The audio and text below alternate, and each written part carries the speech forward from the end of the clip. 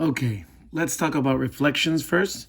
Now, a reflection, a regular reflection, is usually there's a mirror that can tell you it's the y-axis is the mirror, or the x-axis is the mirror, or a random line on the graph is going to be the mirror. Wherever the mirror is, you have to count how long it takes this specific dot to get to that mirror, and then repeat it again on the other side. So if I were to say I wanted to reflect this off of the y-axis, which is this line here, I would count how many steps it takes to get to the mirror. So 1, 2, 3, 4. And then I would repeat the process on the other side. 1, 2, 3, 4. Ending up over here at A prime. So that is a reflection. Now, how to do a reflection without the graph. Okay, because with the graph, you simply count to the mirror and then simply count again. So it's a pretty simple process. But what if you didn't have this? Okay, now I'm going to show you here. If you reflect off the x-axis, A, so let's say the point that we're working with is going to be -4, 2. So -4, 2. So we're going to work with -4, 2. The x-axis is this one here. If we reflect off of it, y is going to change signs. So it's going to cause it to be -4, -2, because it's going to end up on this side. If I reflect off the y-axis, like I just did, okay, the x-axis is going to change. So again, we're working with this point. This is A. All of these are going to be A prime. So A prime for this situation. So we're changing this point, reflecting off of the y-axis, meaning the x is going to change, and we're going to end up at 4, 2. 4, 2. I think I counted too much, but here you go. What if I was reflecting off of x equals 3? So you're trying to reflect this point, okay, off of x equals 3. Now, in this situation, it is only going to affect the x, because let's say x of 3 is right here. All right, so you're going to count to 3, and then repeat that to the other side. So you got to figure out, okay, how does a -4 get to the line where it's asking x equals 3? So how does a -4 get to 3? It goes up 7, right? It goes to the right 7. So it has to go to the right again, 7, because it now has to reflect itself. So it's going to end up at 10, 2. If I were to reflect this point that I have, which is -4, 2, right?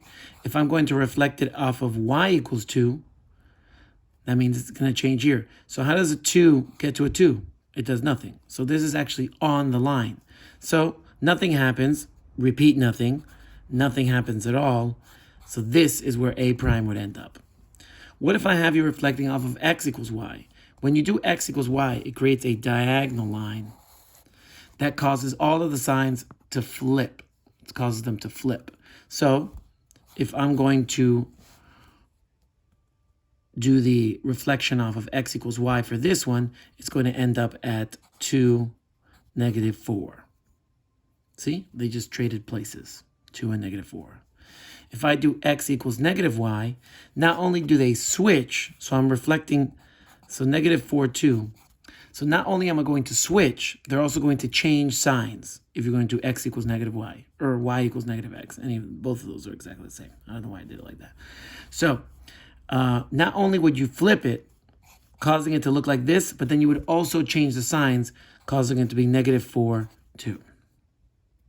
That's a little weird, but those are all of the examples that I can think of and how to do them without the graph. Now, translation. Now, translation is very simple. It's going to literally tell you what to do to the x and what to do with the y. So if I was looking at this and I said, oh, I had to do a translation of 3, -2, I would move this dot 1, 2, 3, and I would go down 2, because this is affecting the y, 1, 2, causing it to end up here.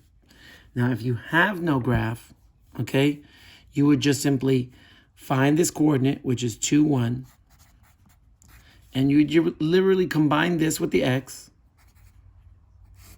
and combine this one with the y, and you'd get your new location, 5, -1.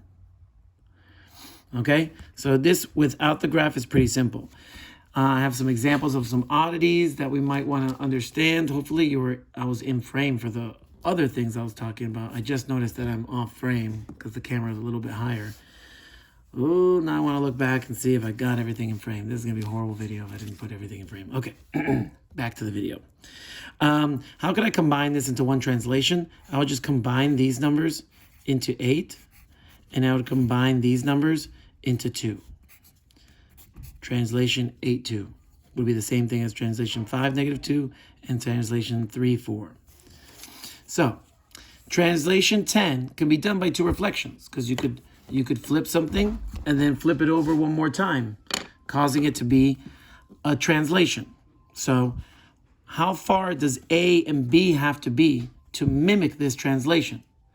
So the distance between A and B is actually half of the distance it's actually asking you to translate. So that would be 5. The distance between A and B has to be 5. Half of the distance it's asking you to translate. No matter what you ask, if I wanted you to reflect this and I wanted you to move this over to the left, right? Let's say I wanted you to make it move 1, 2, 3, 4, 5, 6. Let's say I wanted you to make it move 6. I'm going to reflect off of this line. Okay, causing it to end up here. Now I got to reflect it again. Okay, so it would have to end up here. The other line, causing it to be 1, 2, 1, 2, and now it would end up there. So if I wanted to move it 6, these 2 dotted lines actually have to be 1, 2, 3 away from each other. Now, so the distance from A to B would be, for this one, would be 5. For this one, because I asked you to move it 6, it was going to be 3. It's always half.